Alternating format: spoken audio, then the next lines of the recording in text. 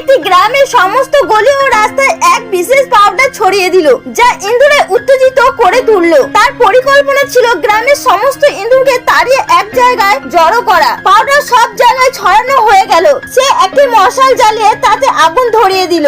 আগুন ধরানোর সঙ্গে সঙ্গে সমস্ত ইঁদুর গর্ত থেকে বেরোতে শুরু করলো। কয়েকটি যন্ত্রণায় সেখানে লুকিয়ে পড়লো, আর বাকিরা গ্রাম ছেড়ে বনের দিকে দৌড়াতে শুরু করলো। লোকটি গ্রামে একটি রাস্তায় পাউডার ছড়াতে বাকি রেখেছিল। এটা দেখে গ্রামবাসী হতবাক হয়ে গেল। তারা এর আগে একসাথে এত ইঁদুর কখনো দেখেনি। হঠাৎ লোকটির মনে পড়লো তার ছোট ছেলেটি জঙ্গলের দিকে গেছে। তাই সে আতঙ্কিত হয়ে পাউডারের ব্যাগটি তুলে নিয়ে জঙ্গলের দিকে দৌড়াতে লাগলো। জঙ্গল থেকে অদ্ভুত শব্দ আসছিল, তাই তার উত্তেজিত আরো বেড়ে গেল। হঠাৎ তার পা পিছলে গেল এবং সে পড়ে গেল। যখন সে উপরের দিকে তাকালো তখন দেখলো তার ছেলে একটি গুহার কাছে দাঁড়িয়ে রয়েছে, যেদিকে সমস্ত ইঁদুর যাচ্ছিল। সে চিৎকার করে তার ছেলেকে সেখান থেকে সরে যেতে বলল, কিন্তু ছেলেটি তা শুনতে পেল না। সে গুহার কাছে আরো কিছুটা পাউডার ছড়িয়ে দিল সেদিকে। তারপর সে গুহার প্রবেশ দ্বার দিয়ে ইঁদুরগুলিকে সেদিকে ঠেলতে শুরু করলো। ধীরে ধীরে তার শক্তি কমতে যাচ্ছে। প্রবেশ দ্বারটি ধরে রাখতে রাখতে সে ক্লান্ত হয়ে পড়েছিল।